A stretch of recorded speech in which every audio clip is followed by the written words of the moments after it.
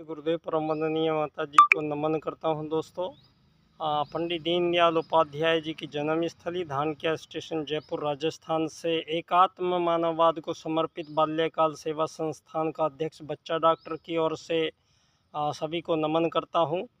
दोस्तों, मेरा विषय एकात्म मानववाद एवं समग्र व संपूर्ण वैश्वीकरणवाद है। दोस्तों, ये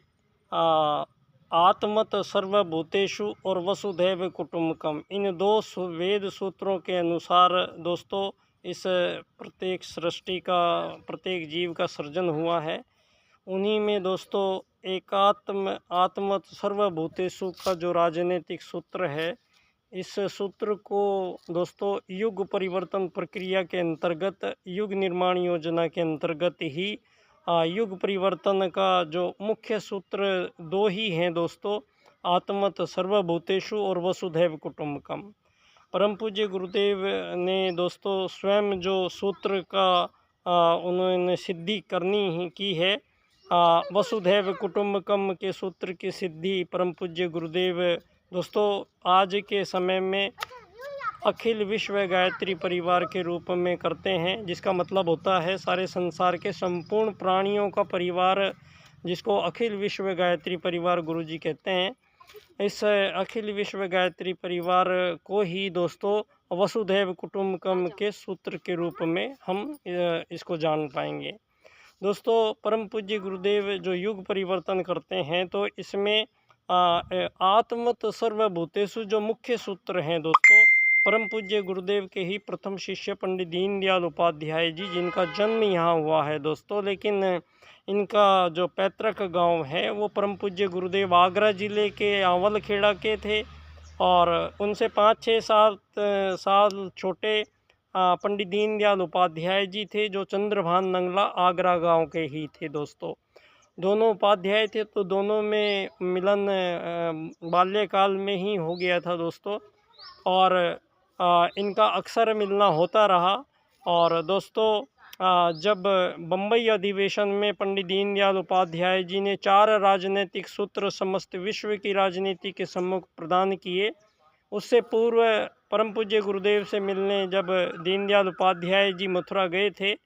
तो सीढ़ियों पर दोनों बैठे हुए जो चित्र मैंने आप लोगों को प्रस्तुत किया है, ये चित्र उस समय का है जब विश्व राजनीति के लिए दोस्तों पंडित दीनदयाल उपाध्याय जी परम पूज्य गुरुदेव से आग्रह करते हैं, और परम पूज्य गुरुदेव पंडित दीनदयाल उपाध्याय जी को आत्मत सर्वभूतेषु के सूत्र की सिद्धि राजनीति में करने का उनको आदेश देते हैं दोस्तों। और एक ऐसे सन्यासी राजनीतिक जो व्यक्ति जो दोस्तों एक वेद सूत्र, जो मुख्य वेद सूत्र है आत्मत सर्वभूतेषु, इस सूत्र की सिद्धि राजनीति में करते हैं। और एकात्म मानववाद दोस्तों सारे संसार में, जहां मानवों के बीच हजारों वर्षों की युद्ध, शोषण, वध, हत्याओं के लंबे सिलसिले मानवों के बीच पैदा किए गए हैं, और दोस्तों मानव से प्रारंभ काल से कोई दुश्मनी धरती पर नहीं थी, और मानव के बीच में किसी भी प्रकार की प्रतिस्पर्धा मानवों के बीच नहीं थी, क्योंकि मानव भी उसी वेद सूत्र से अपना जीवन क्रम चलाते आए हैं दोस्तों, जिस वेद सूत्र से सृष्टि के संपूर्ण 84 लाख प्रकार के जीव जंतु, वृक्ष, वनस्पति दोस्तों आत्मत सर्वभूतेषु के सूत्र के अनुसार धरती पर अपना जीवन लाखों करोड़ों वर्षों से जीते आए हैं दोस्तों। यहाँ मध्य अभी 2-2.5 हज़ार वर्षों में ईसा के आगमन के बाद ही इस सारी धरती पर मानवों को भ्रमित होना पड़ा है, और सारे मानवों को मानव के आगमन के विषय में यहाँ भ्रम जंजाल बोए गए हैं, और विज्ञान के नाम पर यहाँ दोस्तों मानवों को ये बताया गया है कि मानवों का आगमन एक कोशिकीय जीवों से बहुकोशिकीय जीव और मछली बंदर से होते हुए इंसान बना है। ये झूठ दोस्तों सारी दुनिया के मानवों को डार्विन और चार्ल्सवाद के सिद्धांत के, विकासवाद की अवधारणाओं के अनुसार सारे संसार के मानवों को भ्रमित होना पड़ा, और उसका परिणाम ये रहा कि दोस्तों हज़ार साल से मानव आज़ादियों के लिए लड़ाइयाँ लड़ रहा है और मानव ही मानव का कत्लेआम जारी है। वो विभिन्न प्रकार के धर्मों के नाम पर मानवों का संघर्ष है दोस्तों। और इन सब संघर्षों के बीच में एक ऐसा कृत्रिम संघर्ष मानव के द्वारा बनाया गया है दोस्तों, जो मानवों को आत्मवत सर्वभूतेषु के सूत्र से भंजित करता है, खंडित करता है। वो है धरती पर आत्मवत सर्वभूतेषु का सूत्र किसी भी मानव में किसी भी प्रकार की विभेद को स्वीकार नहीं करता है। और यहाँ धरती पर मानवों के बीच में सबसे बड़ा जो विभेद पैदा किया गया है वो है अमीर और गरीब बनाना। दोस्तों, ये अमीर और गरीब बनना धरती पर मानवों के लिए कोई वैदिक विचार नहीं है। इस बात का खुलासा हजारों साल बाद में पंडित दीनदयाल उपाध्याय जी राजनीति में अर्थायाम के माध्यम से स्पष्ट करते हैं कि सनातन भारतीय संस्कृति में दोस्तों कोई मानव से कोई सामान की अदला बदली करता है या कोई सेवा सहायता लेता है तो बदले में किसी भी प्रकार के रुपया, धन, सोना, चांदी, डॉलर का लेन देन किसी भी प्रकार का नहीं होता है। दोस्तों, पंडित दीनदयाल जी कहते हैं संपूर्ण सृष्टि में दो विचार दोस्तों परमात्मा ने प्रत्येक जीव को दो वरदान दिए हैं। एक है भोजन का अधिकार, जो प्रत्येक जीव को भोजन का अधिकार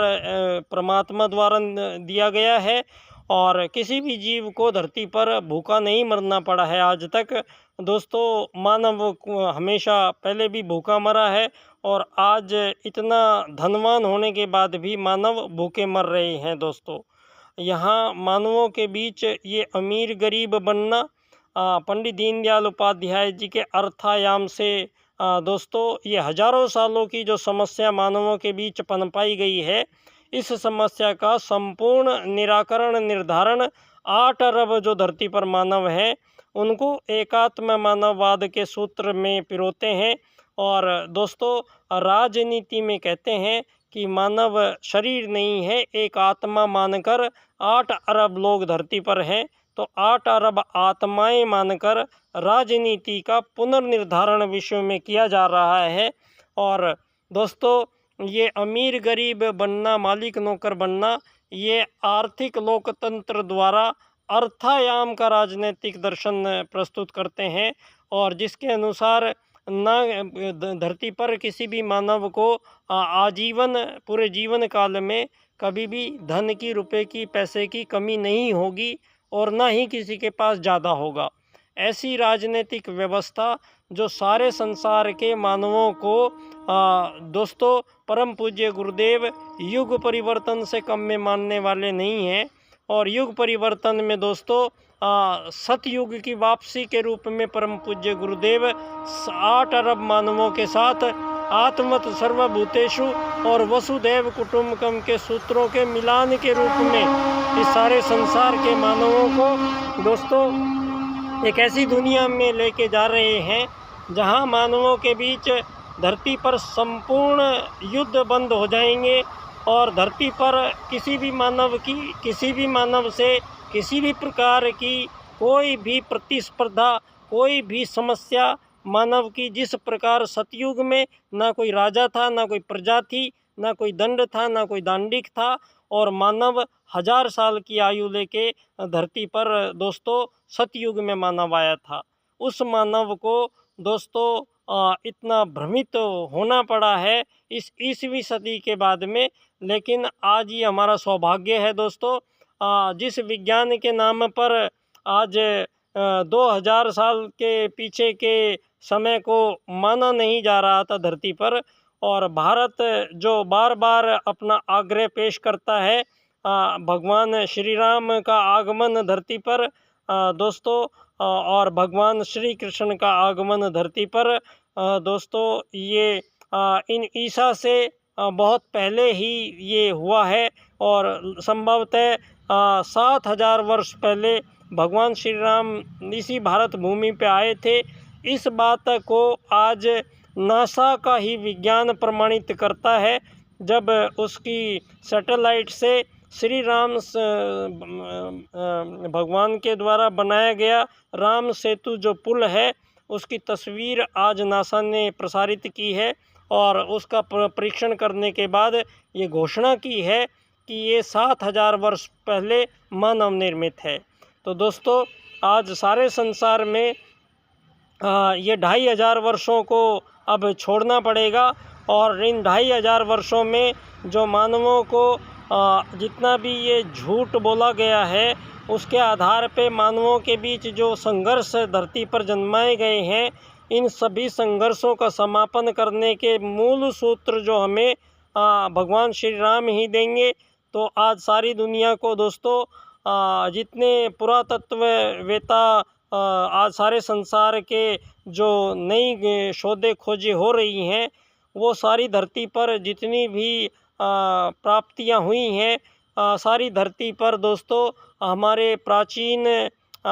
जो हमारे वैदिक देवी देवताओं के चित्र तस्वीर ही सारी धरती पर प्राप्त हो रहे हैं। तो दोस्तों, अब सारे संसार को धरती पर मानवों को किस प्रकार से रहना चाहिए, मानवों को यहाँ क्या उनके कार्यक्रम हैं, मानव के यहाँ पर दोस्तों क्या उद्देश्य है, इन सब का पुनर्निर्धारण विश्व राजनीति में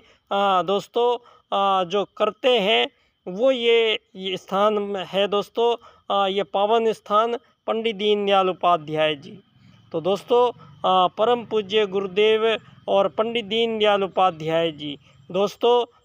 ये उसी युग निर्माण योजना के अंग एक सूत्र के रूप में पंडित दीनदयाल उपाध्याय जी राजनीति में आत्मत सर्वभूतेषु की सिद्धि एकात्म मानववाद के रूप में करते हैं और सारे संसार के बटे हुए ये आज़ाद देशों को अखिल विश्व गायत्री परिवार के रूप में परम पूज्य गुरुदेव संपूर्ण प्राणियों का एक धरती पर एक ही परिवार बनाकर वसुधैव कुटुंबकम की सिद्धि करते हैं। दोस्तों, भावी जीवन में सतयुग की वापसी सुनिश्चित है, इस मान्यता पर हमारा पूर्ण विश्वास है और युग निर्माण योजना सफल हो, सफल हो, सफल हो। धन्यवाद बच्चा डॉक्टर।